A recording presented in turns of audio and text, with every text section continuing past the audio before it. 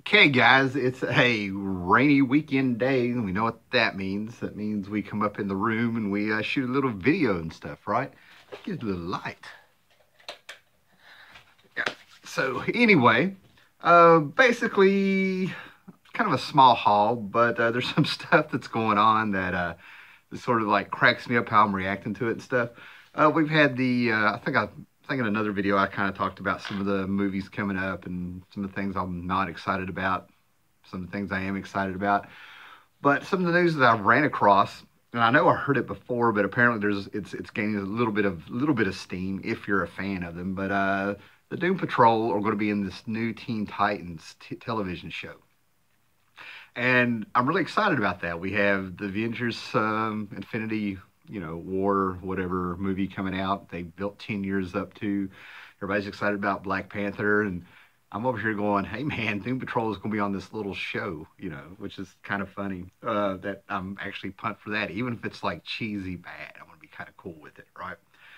The other thing is that I actually went to the comic book shop over the past on a Wednesday, and I was actually going to like get a few check out Spider-Man, maybe get a little run from $7.95 up to $800. That's usually a fun time to really kind of collect some series because they'll kind of build up to it. And I haven't bought Marvel books for so long. I was like, well, let's see what they're doing.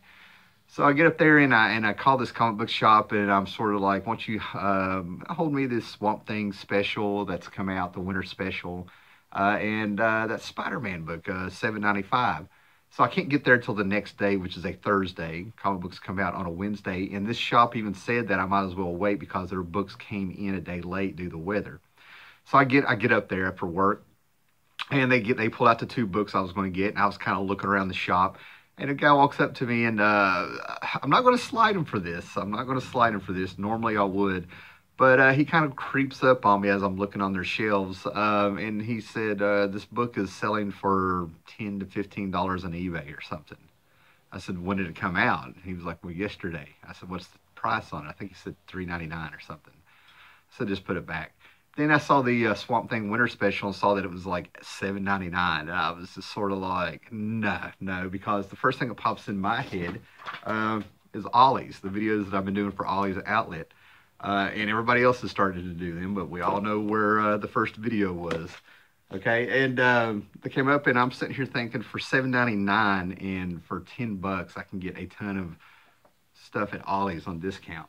And this is exactly what I ended up doing. I ended up going to Ollies, and they're starting to put out a few more little books here and there from what they bought from DC Comics, from which what I understand was $11 million purchase, okay, of inventory. So what I ended up getting is the Joe Kubert Presents. This was a 6-issue miniseries of stories that Kubert either wrote and drew, had a hand in writing, or just a hand in drawing and things like that. And it was a 6-issue miniseries, and this came out, and I had to get this because it has a Commandy story in it, okay? And this thing was $3.99, originally $20, okay? So for $3.99, I get this some fantastic stuff. Angel and the Ape, the cartoonist, a Commandy story in here where Commandy meets Jack Kirby's Demon, something called Spit. Just some really cool stuff I've never seen and stuff, right? Some war stories, hero stories, post-apocalyptic stories. And then I wished I'd gotten every one of these. I don't know how many volumes of this archive editions came out for the Legion of Superheroes, retelling their Silver Age stories. But I'm a huge Legion fan. I mean, I started off Justice League, Legion, Doom Patrol, And this one has an Adam Hughes cover, and this is volume 4. This was a $50 book that I think was $5.99 maybe, okay? So I ended up getting this, haven't taken it out of the plastic yet, right? So it has an Adam Hughes cover. I remember seeing another one that had a Frank Miller cover, no big deal, but I kind of wish I'd gotten these. I have a lot of these in reprint and a lot of these in the Adventures comics when they were in digest form before they stopped publishing them in the early 80s. But Adam Hughes did this cover, and I really wish an editor had gotten on there because there is actually something hidden on here that's not going to show up on camera that I was just sort of like, really? The 16-year-old me would have been giggling, but the older me now, I'm just sort of like, man, every time I see, now I want to see that on the cover every time I see it and stuff, right? But this retells a few of the stories I knew. The coolest thing about the Silver Age Legion of Superheroes for me is the fact that what they were doing to Lightning Lad. The Silver Age Legion of Superhero stories is something I think I just need to do a video to just kind of talk about my interpretation of them and a few things that was there. But they had death in the Silver Age. Lightning Lad got put through hell. He lost his freaking arm. They gave him a metal arm. They were supposed to be teens and they were getting married and having their little romances. And there's always somebody betraying their legion and stuff like that. It gets into some heavy stuff, right? But anyway, I got that. Before I get to the rest of the comics from that shop, one of the things I found at a Goodwill, they had 5 of these, brand new, still sealed and stuff, right? Forbidden Planet on DVD, 50th anniversary to this special, right? For $2.50 with all these extras and stuff on here. Of course, it has Leslie Nielsen, but when he was an actor before he, went on to Airplane and Police Story or Police Squad, whatever it was, when he got, became funny, everything like that. But this is a retelling. It's a classic, man. It's a 50s classic. Has Robbie the Robot. Is that who that was? Anyway. And then this is a retelling of William Shearer's The Tempest, in 50s sci-fi glory and stuff like that. So, yeah, love that. Have it on VHS. One of those movies that just seems like I've always seen some way, shape, or form. Rest of the books I got, these came out of the 50-cent bin that they had at the comic book shop. And some of the stuff that just this little short box, and some of this stuff, I mean, it's not, spectacular, fantastic stuff, but I'm really like 50 cents. So I don't know where these came from. I didn't ask, and I hate getting my mitts all over them. All right. But, I would say a reader's copy of Infinite Crisis number 6, but this is in such good shape and maybe better than the one that I've had bagged and stuff over the years. Okay. Then this was a classic. This is one of those little rare gems of a book that is cheap, and I say go find, because Marv Wolfman came in and ended up writing in this, and it's a black cover, and I'm trying not to get my fingerprints all over it, man. But this is Infinite Crisis, Secret Files and Origins 2006. Okay. And this ties into Crisis on Infinite Earths and everything that's going on in there. Alexander Luthor, Superboy Prime, The Wall, the death of Earth 2, Lois Lane, and Earth 2 Superman dealing with it. It's kind of like what happened after the end of Crisis on Infinite Earths number 12, if you were there back in the day. Got a Godland number 1 by Joe Casey and Tom Scully.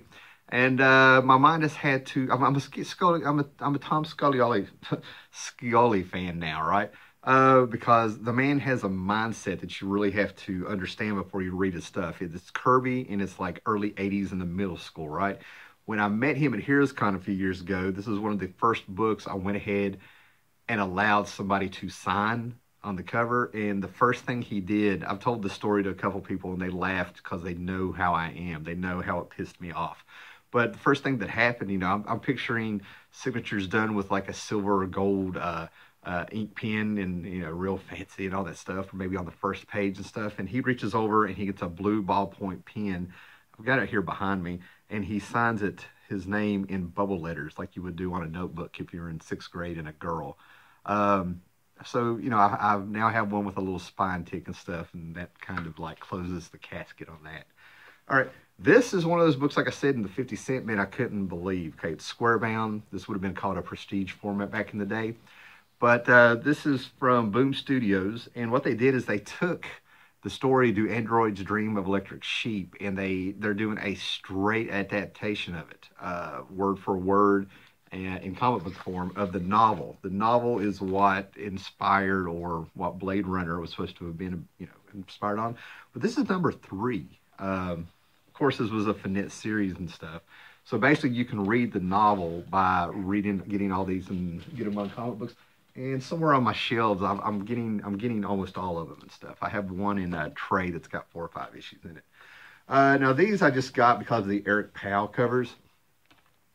Matt Wagner is writing them, so I'm going to assume that the writing is like spot on. But I'm going to go ahead and tell you, man, I looked at the art inside, and I can't stand seeing art where it actually makes me arrogant enough to think I could do a better better job doodling and stuff, right? It's just too cartoony for my taste. It's not innovative like the Will Eisner stuff. It's not It's not Darwin Cook, you know. It's kind of like Darwin Cook wannabe, maybe. I don't know. But the Eric Powell covers are awesome, and they're 50 cents a piece, and I'm a fan of the Spirit. But this is from Dynamite getting the license to do the Spirit, you know. So here's number 1. Get that glare off there. Like I said, these have great Eric Powell covers, so that's what saved them. Number 2. And like I said, they were, hopefully these are in order. Number 3. Okay. Number 4, the old wrench to the head. And then we get our femme fatales. I think that's sans serif. Yeah. But, you know, it's kind of like whoever's drawing this, it makes me feel like they're trying to be Darwin Cook, you know, with that Spirit. But Matt Wagner's writing may pull it through there. And then I just got to get number 4 of these. I missed out on these when they came out. But I'll get them now. And again, if you don't know who Richard Corbin is or Jan Strand, you know, so be it and stuff, right? But I've never read these. I heard about them when they were coming out a couple years ago, man. But it's Ragemore from Dark Horse. Richard Corbin art. If Richard Corbin's art there, I'm there, right? So there's number 1. There was 4 issues to this. And I'm feeling like this is going to be very H.P. Lovecraft-like. So, yeah, that's awesome. A rock monster fighting tentacles. Man, that's got to show up better. That's an awesome cover. Kind of reminds me of Concrete. And meets the Thing. And the last thing that I got out of the 50 cent bin, apparently these are out of order, but was Infinite Crisis number 1. I mean, pretty common book, but this thing is like mint condition, better than the one I have, you know. And just some fantastic stuff in here, man. I mean, Infinite Crisis is something that's well worth going back and revisiting, you know, if you haven't. Okay, and then actually I got a new book. Surprise, surprise for you guys and stuff, right? I still ended up checking it out as I was leaving, and he brought it up. But The Silencer. I've had a few friends in Messenger and 1 or 2 friends on Facebook recommend Silencer. I'm going to check it out. It's kind of cracking me up how DC is coming out with a line of comics that is filling a void.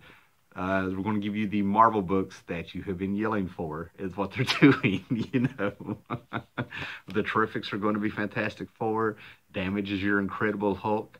We'll see who the Silencer is, because when I saw her, you know, I was really going to lay off of this because, you know, to me that's Martha Washington, you know, meets the Punisher.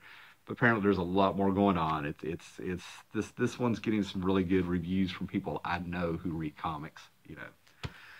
I think that's it. I might shoot another video playing around. And again, you know, I've got a few ideas for a few things I might want to talk about and stuff. But if you guys have something you want me to touch on, just leave it comments below. Like, subscribe, share the video, tell your friends. We'll have Hallermania going on, and then I'll get a movie deal thanks to you guys, and then I'll do like a TV show. You know, just we'll see how it goes, man. You know, it all starts with these comic book videos. Later.